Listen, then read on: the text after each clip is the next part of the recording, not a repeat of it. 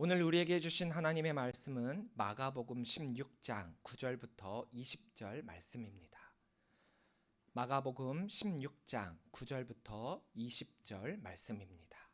다 함께 한 목소리로 읽도록 하겠습니다. 예수께서 안식 후 첫날 이른 아침에 살아나신 후 전에 7귀신을 쫓아내어 주신 막달라 마리아에게 먼저 보이시니 마리아가 가서 예수와 함께하던 사람들이 슬퍼하며 울고 있는 중에 이 일을 알림해 그들이 예수께서 살아나셨다는 것과 마리아에게 보이셨다는 것을 듣고도 믿지 아니하니라.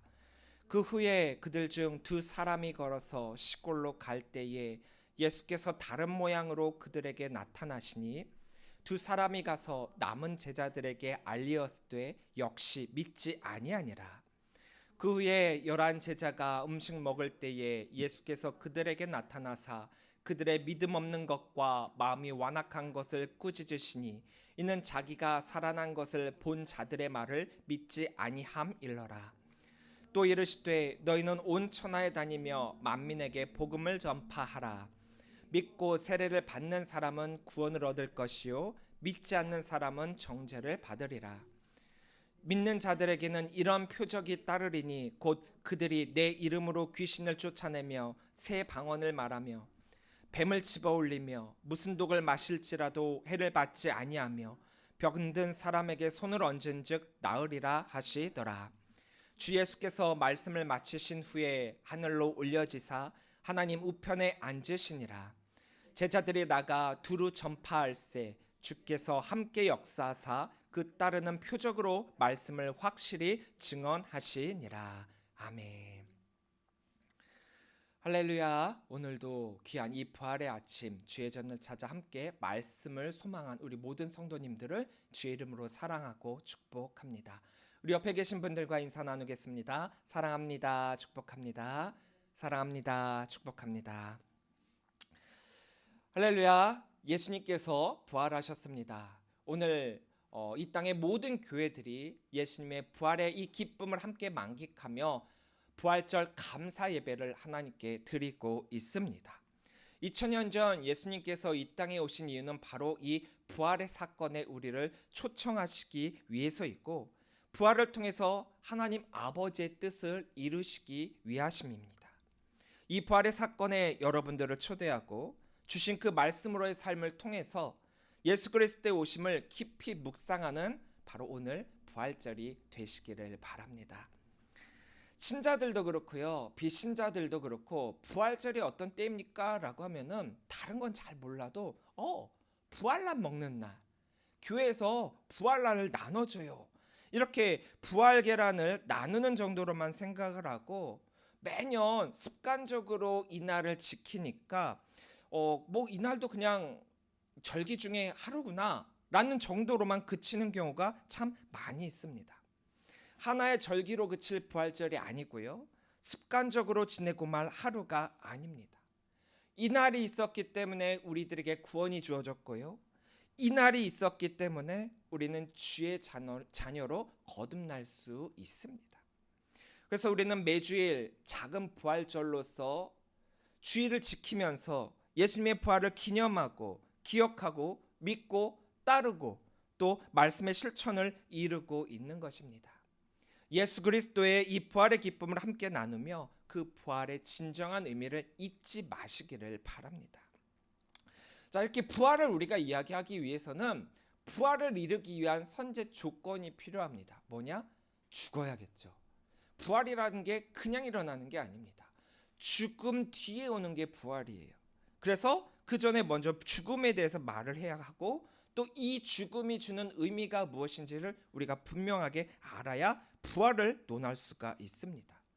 죽음이 없다면 부활이 없고요, 부활을 위한 죽음이 우리들에게 어떤 의미로서 주어지고 있는 것인가, 오늘 이 부활의 아침 우리가 이 부분을 함께 나누고 또한 우리가 어떠한 모습과 자세로서 이 부활절을 맞이하고 있는지 다시 한번 내 자신의 신앙을 돌이켜보기를 바랍니다. 사랑하는 이 혹은 뭐 오랫동안은 아닐지라도 가깝게 지냈던 또 어느 정도의 관계가 있던 분이 돌아가셨다라고 한다면은 그 사람의 죽음에 대한 그 소식은 우리로 하여금 굉장히 슬프게 만들죠. 저는 목회자이기 때문에 장례를 수백 번 치러봤습니다. 목회자가 되기 이전에도 물론 장례식은 다녀봤지만 제가 직접 장례를 집례를 한다라고 하는 것은 제가 목회자가 된 이후로 뗄래야 뗄 수 없는 그런 삶의 현실이기도 했습니다. 어떤 때는요 하루에 3군데를 가기도 했어요. 너무 많이 한꺼번에 돌아가시니까 장례식장을 서로 다른 장례식장을 3군데를 가기도 했습니다. 가깝게는 친척들로부터 시작을 해갖고 함께 신앙생활을 하셨던 교회분들 혹은 그의 가족들, 또 어떤 때는 전혀 연고도 없고 잘 알지도 못하는 그런 분들의 장례까지도 집례를 해봤습니다. 대부분은 저보다 나이가 많으신 분들의 장례였죠. 하지만 때로는 어떤 때는 저보다 나이가 어린 분들의 장례를 치르기도 했습니다. 상황도 이유도 또 나이도 지역도 다 다른 각양각색의 장례를 치르면서 또 장례식장에 다녀오고 나면은 드는 마음이 있어요. 어떤 마음이냐? 한 인간의 죽음은 다른 이로 하여금 삶의 끝을 맞이하게 되는 그 인생으로부터의 엄숙함을 느끼게 된다라는 거예요. 제가 딱 한번 임종을 직접 본 적이 있습니다. 대부분은 목회자가 임종을 본다는 게 쉽지는 않아요. 돌아가신 이후에 간다거나 혹은 돌아가시기 이전에 임종 예배를 먼저 드리기도 하거든요. 근데 임종 예배를 드리는 중에 돌아가신 분이 계셔서 임종까지 보고 그 다음에 장례식을 치른 적도 있었어요. 이분은 암이셨거든요. 간암이셔가지고 너무 고통스러워 하셨었어요. 근데 마지막에 가실 때 숨을 크게 한숨을 들이키신 다음에 돌아가시더라고요. 평소에 좋아하시던 310장 하나님의 은혜로 그 찬양을 불러드리니까 그 찬양을 들으시면서 돌아가셨습니다. 죽고 싶어서 죽는 사람은 거의 없을 겁니다. 거의 없다라는 얘기는 죽고 싶어 죽는 사람들도 간혹 있다라는 얘기죠. 하지만 대부분은요 죽임을 당하는 거예요. 죽임을 당합니다. 죽음이라고 하는 커다란 대적 앞에 연약한 우리는 어쩔 수 없이 죽임을 당하는 거예요. 병으로든 사고로든 또 노쇠에서든 말입니다. 이런 죽음 앞에서 기뻐하는 이는 없죠. 대부분은 다 슬픔에 빠지게 됩니다. 돌아가신 분에 대한 그 관계 속에서 더 이상 만날 수 없다라고 하는 그 아픔이, 그 슬픔이 너무나도 우리를 아프게 만들죠. 그분이 아무리 오랫동안 장수하시고 또 편안하게 돌아가셨다라고 하더라도 말입니다. 그래서 이제 살아생전 그분과의 추억을 돌이키면서 살아계실 때 좀 더 잘해드릴 거라고 하는 이런 후회와 미련이 남게 돼요. 죽음을 눈앞에 두고는 항상 이것이 우리들을 괴롭히고 있습니다. 그런데 말입니다. 만약 이런 슬픔 가운데 이렇게 너무나도 힘들어하는 가운데 고인이 된 그분이 다시 살아나시는 이적을 경험하게 되면 어떤 마음이 들겠습니까? 죽은 사람이 살아나갖고 말도 하고요. 돌아다니고요. 아무개야 어땠니? 또 물어보기도 하고 이걸 직접 목격하게 된다면 죽은 사람이 살아났으니까 어때요? 너무 반갑고 너무 기쁘고 즐거울 것 같다? 이런 생각이 드세요? 저는 그렇지 않습니다. 죽은 사람이 살아났다. 내 눈앞에 있다. 그러면 가장 첫 반응은요. 놀라 자빠지죠. 놀래요. 놀람과 두려움과 또 저 사람이 살아난 것이 믿기지 않는 두려움과 무서움이 있을 거예요. 당연하게도 두렵고 떨리기 때문에 저 사람이 무서워요. 평상시 나와 그렇게 사랑을 나누던 사람인데도 무서워요. 슬픔이 변하여 기쁨이 되는 게 아니라 슬픔이 변하여 두려움이 되는 겁니다. 이 사건을 직접 경험한 사람도 믿어지지가 않죠. 어떻게 죽은 사람이 살아날 수 있을까? 믿으라라고 해도 당장은 믿어지지가 않아요. 왜냐? 자연 순리상 신체 활동이 끊어졌던 사람이 다시금 신체가 활동할 수 있게 된다? 믿어지지 않죠. 그리고 믿어야 된다라고 하면 그 당시 그 순간에는 믿어지지 않아요. 시간이 좀 걸리죠. 어느 정도 시간이 지나야 정말 이 사람이 살아났구나 믿어질 수가 있는 거죠. 이건 믿는 게 아니에요. 믿어지는 수밖에 없는 거죠. 현대도 가끔은 죽은 줄 알았던 사람들이 깨어난 기적을 경험하기도 하죠. 그런 분들은 현대의학으로는 죽은 것으로 판단을 했지만 정말 믿겨지지 않는 초월적인 그 현상으로 인해서 죽은 줄 알았던 신체가 다시 활동을 하며 깨어나는 경우가 종종 있습니다. 근데 이런 기적적인 상황을 엄밀히 좀 정확하게 표현을 하자라고 한다면 죽은 것이 아니라 죽은 줄 알았던 거예요. 죽은 줄 알았던 거죠. 죽음에 대한 착각이에요. 완전한 죽음은 아니었는데 죽은 것으로 착각했다라는 겁니다. 뭐 착각이든 현실이든 다시 살아난 이들을 보게 되는 첫 반응은 어찌됐든 믿어지지 않는다예요. 믿을 수 없다예요. 이게 보통 사람들의 정상적인 반응이죠. 다시 살아난 사람을 보고 기뻐한다? 심장이 굉장히 큰 사람일 것 같아요. 저도 겁이 별로 없고 두려움이 별로 없는 사람이기는 하지만 뭐 살아난 거 굉장히 기쁜 일 아니야 말할 수 있겠지만 정말 그런 일을 경험한다면 저도 무서울 수 있을 것 같아요. 사람이 죽는다라고 하는 것을 눈으로 본다는 것도 무섭거든요. 제가 그때 임종을 받던 그분이 돌아가시는 그 모습을 쫙 보면서 무섭더라고요. 사람의 생명이 저렇게 꺼지는구나. 첫 느낌으로 기뻐한다는 건 쉽지가 않습니다. 그만큼 죽은 사람이 다시 살아난다라는 것은 현실성이 없고 불가능한 것이기 때문입니다. 하지만 예수님은 이미 이전부터 자신이 부활할 것이다 라고 말씀하셨죠.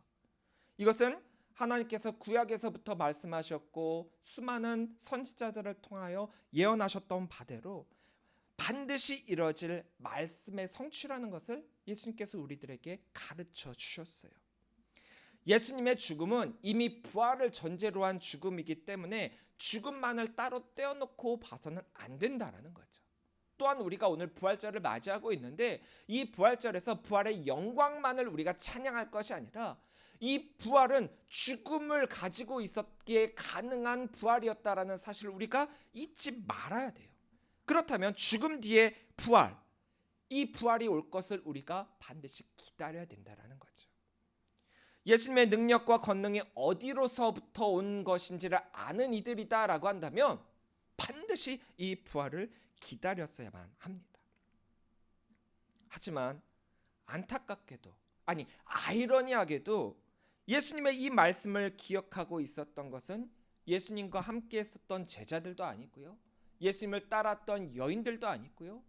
예수님의 말씀을 사모했던 수많은 사람들이 아니라 예수님과 대척점에 있었던 사람, 또 예수님의 그 십자가에 달려 돌아가시게 만들었던 그들, 대제사장들과 바리새인들이었다라는 거예요. 이들만이 예수님의 그 말씀을 기억하고 있었다라는 거예요. 그래서 경비병들로 하여금 예수님의 무덤을 지키도록 명령하고 있죠. 주여, 저 속이던 자가 살아있을 때 말하되 내가 사흘 후에 다시 살아나리라 한 것을 우리가 기억하노니 그러므로 명령하여 그 무덤을 사흘까지 굳게 지키게 하소서. 그의 제자들이 와서 시체를 도둑질하여 가고 백성에게 말하되 그가 죽은 자 가운데서 살아났다 하면 후에 속임이 전보다 더 클까 하나이다 하니. 물론 이들이 예수님의 부활을 믿은 건 아니에요. 믿지 않았습니다.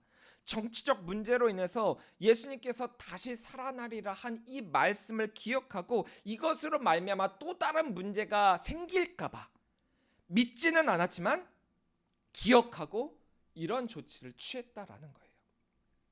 믿어서라기보다 기억하기 때문이라는 거죠. 믿음과 기억은 다른 거예요. 기억한다고 해서 그것을 믿는 게 아닙니다. 우리가 매년 부활절을 기억하고 기념하고 지내고 있는데 누구나 부활절을 지낼 수 있어요. 하지만 누구나 부활을 믿는 건 아니라는 거예요. 그들이 대비하고 있었던 것은 예수님의 부활이 아니었습니다. 예수님의 제자들이 예수님의 그 시체를 훔쳐가고 예수님이 부활하셨다 선동할까 봐 겁나서였어요. 그런데 제자들과 예수님의 사람들은 예수님이 부활하시겠다라고 말씀하셨던 그 말씀조차도 기억하지 못하고 있다라고 하는 게 가장 큰 문제라는 거죠. 우리는 예수 그리스도께서 우리의 죄를 대신 담당하시기 위해 지난 성금요일 날 십자가에 달려 돌아가심을 목격했습니다. 예수님의 죽음에 대한 증인이라는 거죠. 예수 그리스도의 죽음, 이 죽음을 목격했다라는 것은 슬플 수밖에 없다라는 거예요. 나와 관계가 없는 이의 죽음은 무덤덤할 수밖에 없지만 조금이나마 관계가 있는 자의 죽음을 바라볼 때는요, 와, 마음이 그냥 짠하고 마음이 어둠이 쫙 깔리고 굉장히 슬퍼져요.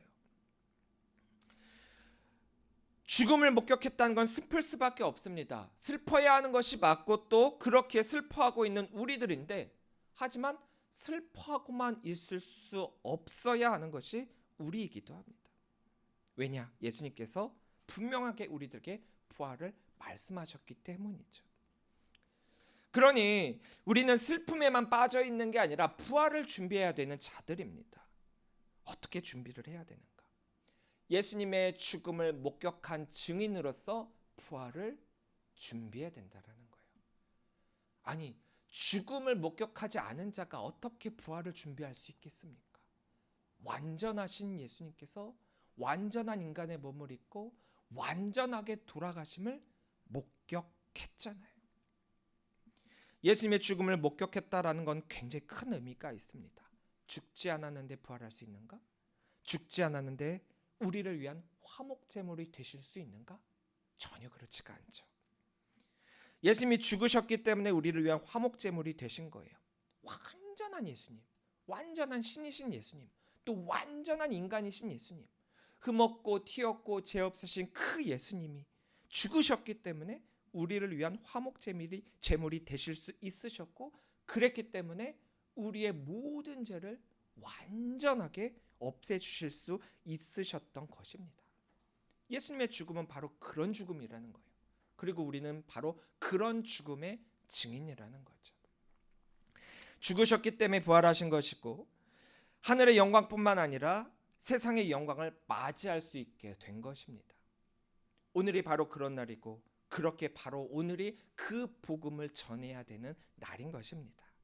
그런데 이렇게 부활의 기쁨을 나누고 전하고 선포해야 되는 날임에도 불구하고 우리는 여전히 슬픔에 빠져 있어요. 왜 그렇습니까? 예수님의 죽음을 죽음으로만 받아들이고 있고, 또 그랬기 때문에 죽음을 끝으로만, 죽음이 끝이다, 죽음이 마지막이다, 죽음을 맞이하게 되면 더 이상 생각할 게 없다, 여기에 우리의 인식이 있기 때문이죠. 믿는 자라고 하는 자들조차도 부활을 믿지 않는 경우가 너무 많아요.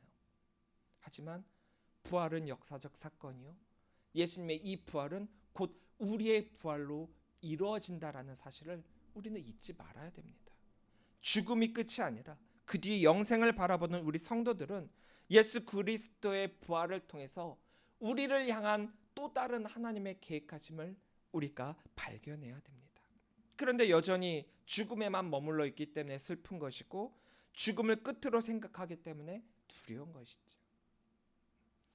예수님이 십자가에서 돌아가신 후 예수님의 장례를 위해서 그 무덤을 찾았던 여인들입니다.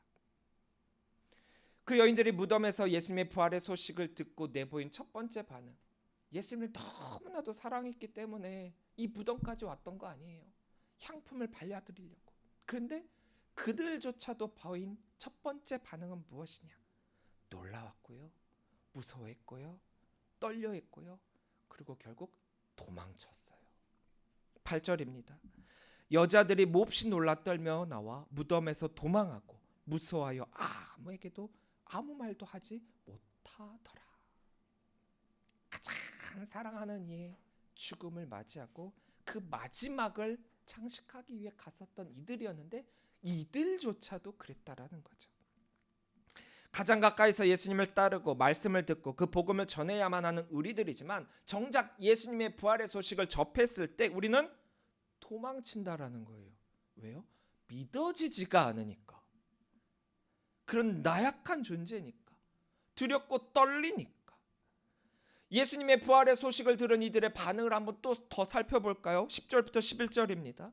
마리아가 가서 예수와 함께하던 사람들이 슬퍼하고 울고 있는 중에 이 일을 알림해 부활의 소식을 알렸대요. 그들이 예수께서 살아나셨다는 것과 마리아에게 보이셨다는 것을 듣고도 믿지 아니하니라. 부활의 소식을 들은 이들의 첫 번째 반응은 대부분이 믿을 수 없다예요. 우리는 예수님의 죽음은 목격했는데 다시 살아났음을 목격한 증인이 될 수 있는데 근데 죽음으로만 끝을 맺는데요. 예수님의 부활은 눈 가리고 아웅이 아니라 가짜가 아니라 문의로만이 아니라 확실히 돌아가셨다가 확실히 다시 살아나신, 그래서 우리는 진짜 부활의 목격자인데 자꾸 죽음으로만 그치는 목격자로 머무르려고 해요. 예수님의 부활에 대해서 정치적 상황으로의 기억으로만 그치는 것이 아니라 대제사장과 바리새인들이 기억하고는 있었지만 믿지 않는 그것으로 그치는 것이 아니라 예수님께서, 부활하신 예수님께서 우리를 직접 찾아와 주셨기 때문에 우리는 반드시 이 부활을 믿는 자가 되어야 합니다. 그런데 예수님의 그 부활을 목격한 증인의 그 외침에도 불구하고 사람들은 예수님의 부활을 믿지 않았죠. 십자가에 달리시기 전 그토록 수많은 말씀을 통해 우리들에게 부활을 알리셨음에도 믿지 않았죠. 믿을 수 없다가 인간들의 어쩌면 당연한 반응이에요. 부활은 일어날 수 없는 일이거든요. 하지만 너무나도 믿음 없음의 반응입니다. 부활한 예수님을 직접 만난 사람들의 증언까지도 믿지 않으니까요. 12절부터 13절입니다. 그 후에 그들 중 두 사람이 걸어서 시골로 갈 때에 예수께서 다른 모양으로 그들에게 나타나시니 두 사람이 가서 남은 제자들에게 알렸을 때 역시 믿지 아니하니라. 또 다른 반응이 나오죠. 근데 여기에 반응도 무엇이냐? 믿지 아니하더라. 예수님의 부활에 대해서 계속해서 증언하고 있는데 나오는 반응은 믿지 아니하더라예요. 그것도 믿음 없는 자들이 아니죠. 예수님의 제자들이라는 사람들이 말입니다. 예수님을 가장 사랑했다는 사람들이 말입니다. 예수님을 믿는 자들이란 그들이 말입니다. 우리는 예수님의 사람들이죠. 예수님을 믿는 사람들입니다. 일반적으로 믿는다라고 하는 것은 복음을 믿는다는 것을 의미해요. 복음이 무엇입니까? 예수 그리스도께서 우리를 위해 이 땅에 오신 하나님의 독생자 아들이심을 믿고 그 예수 그리스도를 통해 구원을 받는다라는 것을 믿는다고, 그것을 의미하는 게 믿음이에요. 여기 하나 덧붙여서 그 구원은 하나님이 인류의 죄를 대속시키시기 위해서 예수 그리스도를 죽이시고 다시 살리셨다. 여기까지 믿는 게 진짜 믿음이라는 거죠. 근데 대부분의 사람들의 믿음은 어디서 그치느냐? 우리를 위해 예수 그리스도를 이 땅에 보내주셨다. 그래서 슬퍼하는 거예요. 왜요? 예수님이 돌아가셨으니까 이제 내가 받을 구원도 없어졌구나. 예수님을 믿는다라고 하면서 왜 예수님의 부활을 믿지 못하는 것일까요? 더군다나 예수님의 사도요 제자들이라고는 하고 있는 이들도 왜 예수님의 부활의 소식을 믿지 못하는 것일까요? 여기에 두 가지의 물음표를 던져볼 수가 있습니다. 왜 그러냐? 첫째, 그들이 진짜 믿음이 부족하고 예수님과 함께 했음에도 불구하고 진짜 믿은 게 아니었기 때문에. 또 다른 하나는 예수님이 부활하신다라고 한다면 그 부활의 모습을 나타내는 첫 번째 장소와 사람은 바로 나일 것이다. 내 앞에 나타난 예수님이 아니시기 때문에 그 예수님이 아니시라는 거예요. 이거 굉장한 신앙의 자만이죠. 내가 이토록 예수님과 가까이 했고 예수님을 섬겼고 예수님을 믿었는데 그런 일이 일어난다면 당연하게 내가 가장 먼저지. 이런 신앙의 자만으로 인해서 다른 이로부터 전해 들은 증언은 가짜라는 거예요. 내가 직접 경험한 증거만이 진짜 증거요, 부활의 확증이라는 거죠. 의외로 이런 모습으로 신앙생활 하시는 분들이 꽤나 많아요. 내가 경험한 것만이 진짜라는 거예요. 남들이 경험하고 나에게 증언하는 그거는 가짜라는 거예요. 그건 믿을 수 없다. 나에게 보여지고 내가 경험해야 그게 믿음이다. 그리고 나는 이것을 경험했으니까 너희는 또 이걸 또 당연하게 여겨야 된다. 그렇습니까?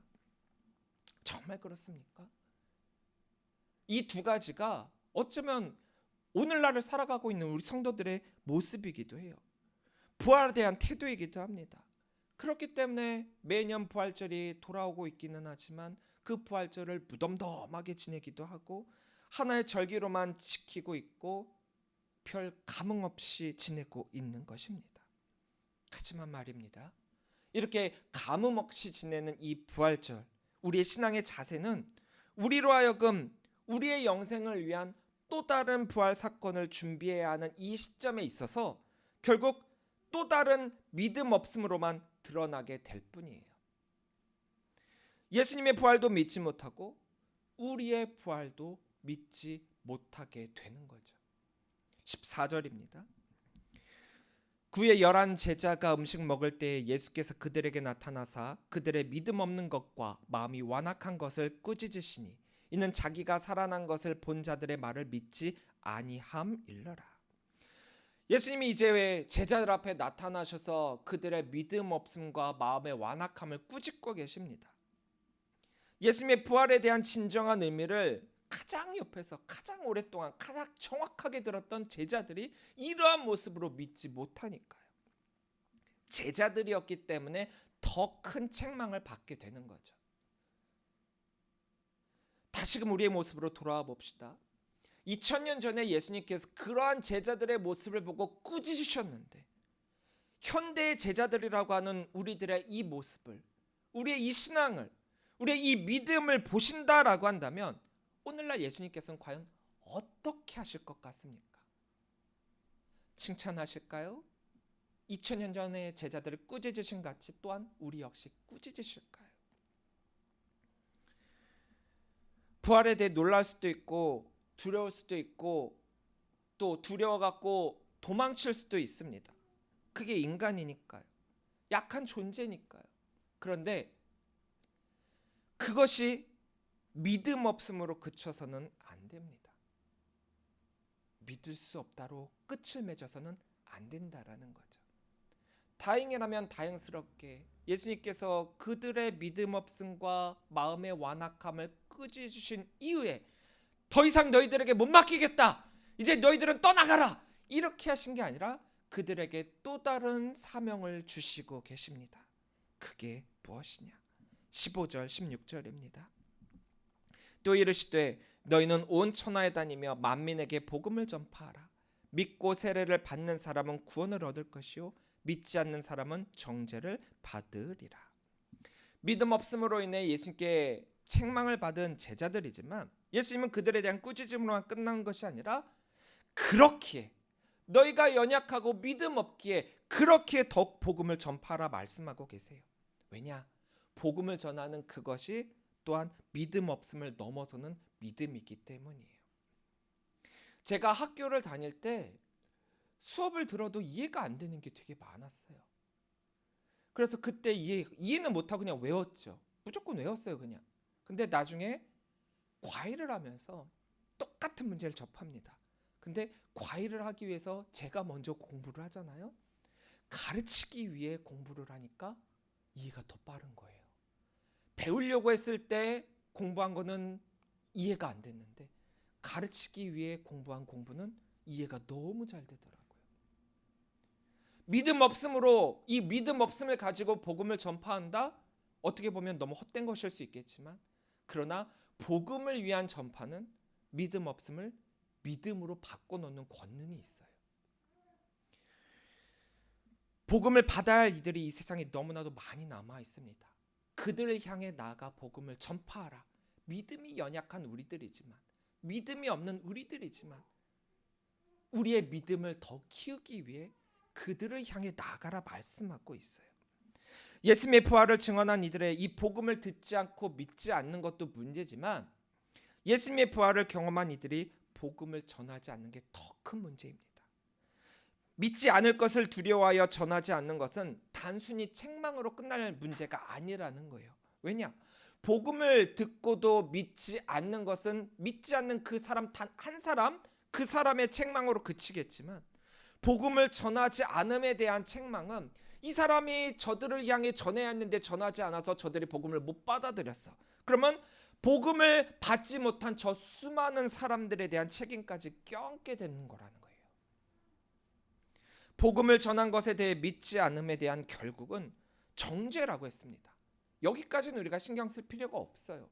그 후의 결과까지 생각하지 말라고 하셨어요.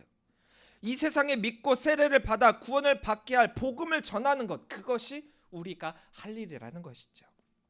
그런데 우리는 여전히 우리가 전할 복음을 믿지 않을 것에 대한 두려움으로 제대로 전하지 못하고 있습니다. 하지만 우리가 이루어야 할 하나님 나라 백성으로서의 삶은 우리를 향한 그 예수 그리스도의 복음을 세상 끝까지 전하는 것입니다. 믿음은 곧 사명이에요. 부활하신 예수님은 우리들에게 믿음을 요구하실 뿐만 아니라 복음을 전할 사명을 다시금 주시고 계세요. 예수님의 부활은 우리를 향한 우리의 사명을 재조명시켜 주시고 계십니다. 성도를 향한 부르심은 선교적 부르심이고, 교회를 향한 그 사명은 단 하나, 선교적 사명입니다. 예수 그리스도의 부활을 믿음으로 말미암아 복음을 전하는 것, 그것이 바로 이 땅에 남겨진 주의 자녀들에게 당부하신 예수 그리스도의 역동적인 명령입니다. 부활에 대한 믿음으로의 삶을 사시겠습니까? 아닌 부활에 대한 믿음 없음으로 인해 예수님께 책망받는 삶으로 끝을 맺으시겠습니까? 부활에 대한 믿음으로의 삶은 곧 예수님의 부활의 증인으로의 삶입니다. 예수님을 따르고 그 말씀을 소망하며 말씀대로 살려곤 했지만 여전히 죽음 가운데 머물러 있어 두려움에서 빠져나오지 못하는 슬픔의 삶이 아니라, 죽음은 곧 부활을 전제로 한 죽음이요, 그렇게 우리는 그 뒤에 부활을 바라보며 복음의 삶을 살아야 하는 것이 바로 우리의 삶이라는 것이죠. 예수님께서 우리를 위해 하신 모든 일에 대해 우리가 슬퍼할 것이 아니라 그것을 전해야 할 사명이 우리에게 있습니다. 물론 슬퍼할 때는 슬퍼해야 돼요. 하지만 슬픔을 넘어선 기쁨이 우리를 기다리고 있습니다. 또 마냥 의미 없이 습관적으로 기뻐하는 것만도 우리를 향한 예수 그리스도의 죽음과 부활을 가볍게 만드는 것이기도 해요. 슬픔은 슬픔대로, 기쁨은 기쁨대로 진정한 의미를 잊지 말아야 합니다. 그게 바로 예수 그리스도, 그가 이 땅에 오신 이유로서의 복음입니다. 오늘날 우리는 기억은 너무 잘해요. 매년 부활절의 절기가 찾아오고 이 부활절이 되면은 우리가 뭘 해야 되는지 또 알아요. 부활하신 예수 그리스도를 찬양합니다. 각 교회마다 칸타타도 하고요, 연합 예배도 드립니다. 그런데 우리를 위한 부활이기에 그렇게 살아야 할 그리스도인으로서의 삶은 살아가지를 못하고 있습니다. 예수님께서 부활하시고 말씀하신 그 말씀은 기억하지 못합니다. 말씀으로의 삶을 살아가는 우리, 말씀으로의 삶을 살아가지 못하는 그것은 기억도 아니고 믿음도 아니고, 또 기억했다라고 하더라도 그 기억은 앞서 우리들에게 보여줬던 대제사장들과 바리새인의 기억으로 그칠 뿐입니다. 우리가 해야 할 건 이거죠. 바로 복음의 삶입니다. 20절입니다. 제자들이 나가 두루 전파할세 주께서 함께 역사하사 그 따르는 표적으로 말씀을 확실히 증언하시니라. 부활의 기쁜 날입니다. 부활의 이 기쁜 증인으로서의 삶으로서 복음의 씨앗을 이 땅 가득 끝까지 전하시는 우리 성도들이 되시길 바랍니다. 그래서 이 복음의 능력이, 표적이, 능력이 모든 땅 끝까지 넘치게 합시다. 그것이 바로 우리를 향해 이 땅에 오신 예수 그리스도의 이유요, 예수 그리스도의 사랑입니다. 기도하시겠습니다.